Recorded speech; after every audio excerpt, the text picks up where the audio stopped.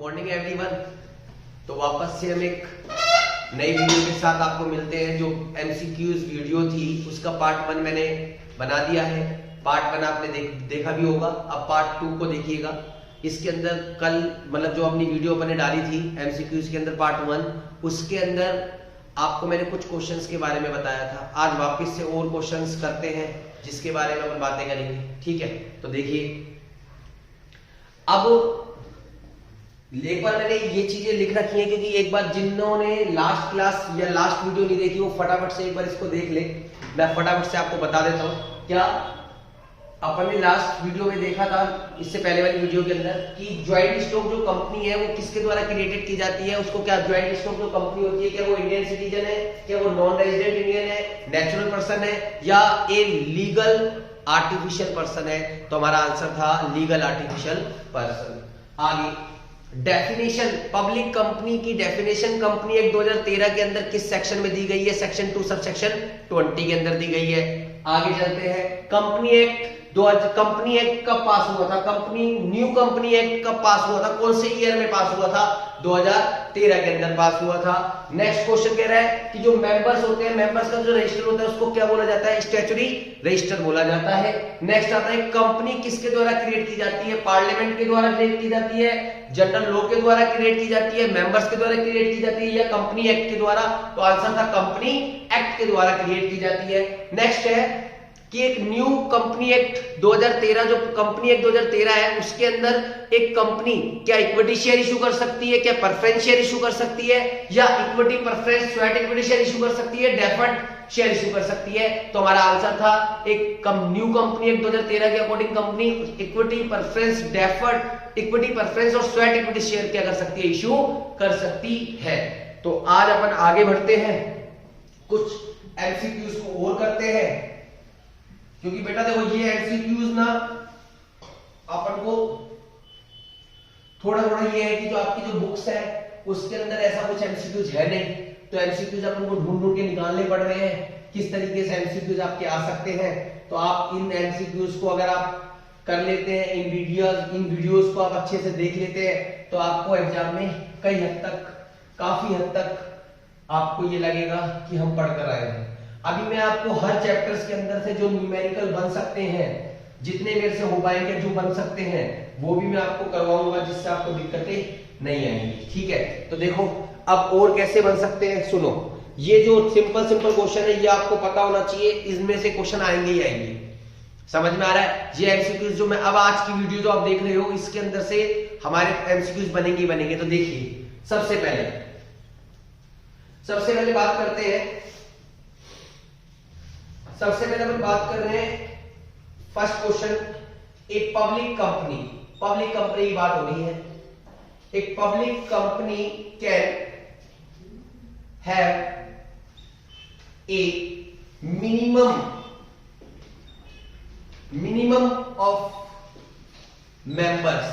Public company के अंदर minimum members कितने होने चाहिए? ए ऑप्शन है any member,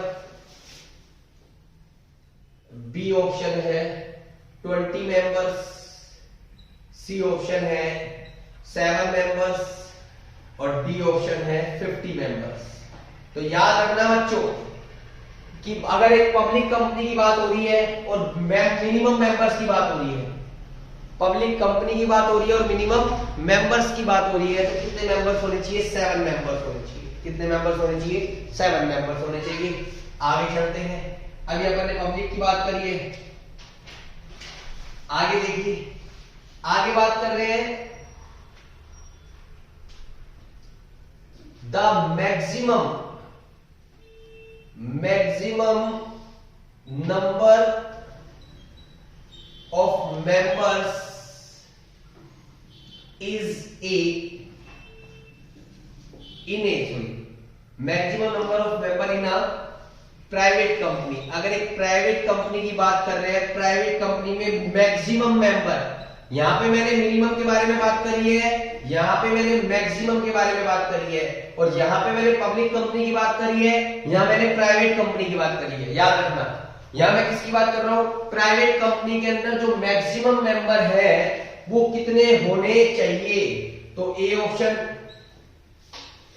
50, B 200, C option 100 और D option unlimited.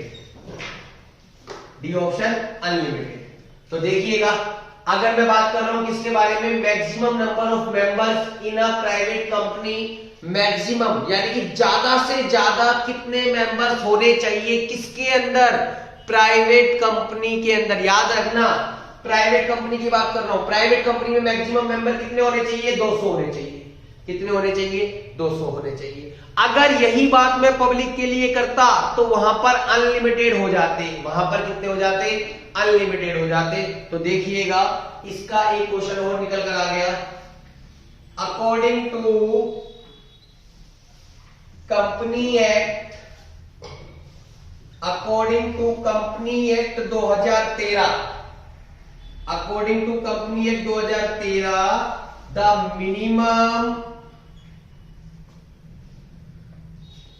minimum number of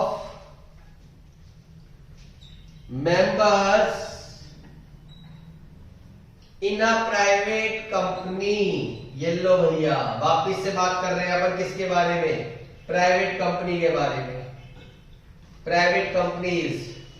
अब देखिएगा, यहां पे ये कह रहा है according to company act 2013 the minimum number of members in a private company, minimum number of member. यहां पे मैक्सिमम की बात कर रहा था, नेक्स्ट क्वेश्चन में मिनिमम की बात कर रहा हूं। मिनिमम मेंबर्स कितने होने चाहिए, 2 या 200 या 100 या अनलिमिटेड। बेटा याद रखना, मिनिमम की बात चल रही है, मैक्सिमम की बात नहीं चल रही, पब्लिक की बात नहीं चल रही, प्राइवेट की बात चल रही है। प्राइवेट के अंदर मिनिमम मेंबर होने चाहिए 2, कितने होने चाहिए, 2 मेंबर होने चाहिए। पब्लिक के अंदर मिनिमम कितने होने चाहिए, पब्लिक के अंदर मिनिमम होने चाहिए कितने मेंबर, 7 मेंबर। पब्लिक के अंदर मैक्सिमम कितने होने चाहिए, अनलिमिटेड। प्राइवेट के अंदर मैक्सिमम कितने होने चाहिए, 200। 4 क्वेश्चन हमारे सामने निकल कर आए हैं। पहला क्वेश्चन, पब्लिक कंपनी में मिनिमम मेंबर कितने होने चाहिए, 7। प्राइवेट कंपनी में मिनिमम मेंबर कितने होने चाहिए, 2। प्राइवेट कंपनी के अंदर मैक्सिमम मेंबर कितने होने चाहिए, 200। पब्लिक कंपनी में मैक्सिमम मेंबर कितने होने चाहिए, अनलिमिटेड। तो ये वाला क्वेश्चन भी आपके सामने मैं लिख देता हूं। लो भैया,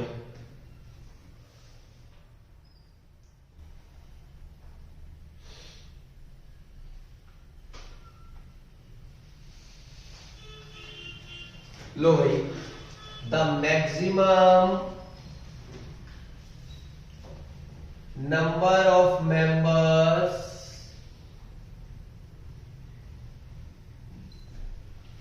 इन ए पब्लिक कंपनी, तो आंसर है 50, 200, 300 या अनलिमिटेड। तो हमारा आंसर क्या आएगा, अनलिमिटेड। ठीक है, नेक्स्ट क्वेश्चन हमारा। अब नेक्स्ट क्वेश्चन देखिए क्या कहता है।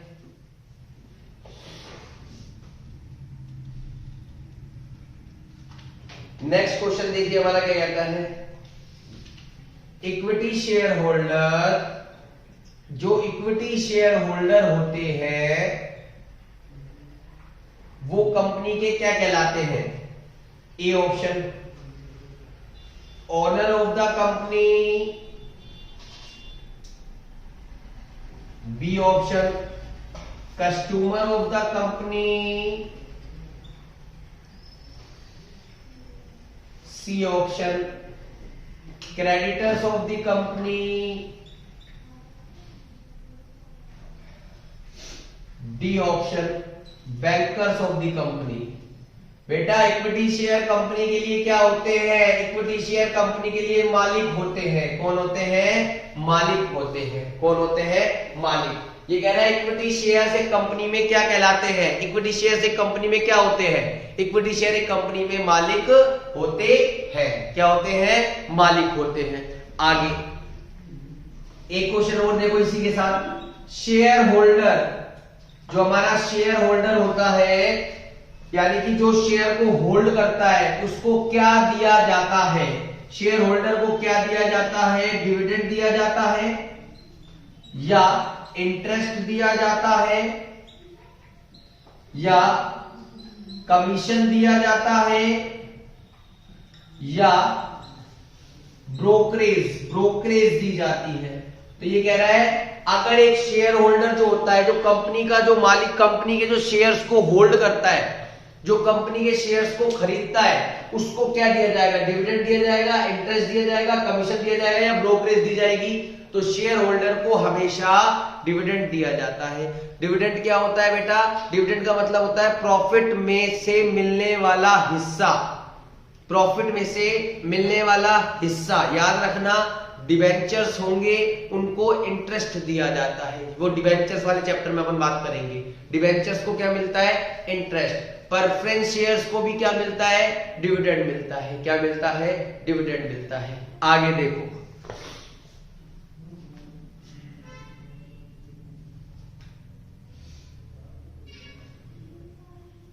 आगे देखिएगा भैया,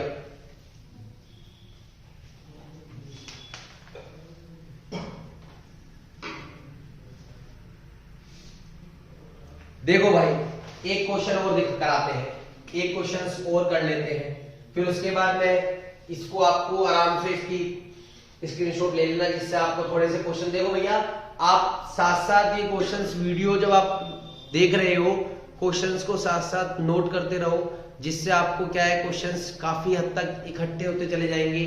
जब आप रिवीजन करोगे तो आपको बार बार वीडियो देखने की जरूरत नहीं है, आराम से रिवीजन हो जाएगा। और वैसे अगर एक बार आप ढंग से पूरी वीडियो देख लोगे तो आपको सारे क्वेश्चंस वीडियो के अंदर ही कवर हो जाएंगे। तो अब देखो कोशिश तो मैं यही कर रहा हूं कि ज्यादा से ज्यादा आपके क्वेश्चंस कवर कराने की कोशिश करो, ठीक है ना, क्योंकि ये यूनिवर्सिटी ने भी एकदम से ही पैटर्न चेंज कर दिया है। तो आप लोगों के पास जो बुक है उसमें से भी अगर आप बुक का चैप्टर को डीपली पढ़ोगे तो वहां से भी आपके एमसीक्यूज निकल कर आ जाएंगे। क्लियर है? और बाकी जितना मेरे से हो पाएगा मैं आपको एमसीक्यूज कवर कर ही रहा हूं। तो देखो एक क्वेश्चन और आ रहा है, the portion of the authorized capital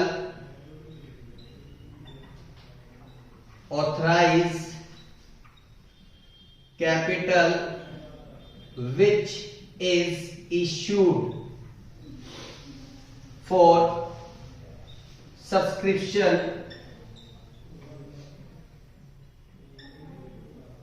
of the public is called। बेटा ऑथराइज कैपिटल का वो हिस्सा, ऑथराइज कैपिटल क्या होती है बच्चों, ऑथराइज कैपिटल का मतलब होता है वो कैपिटल जो एमओए के अंदर क्या होती है, रजिस्टर्ड होती है।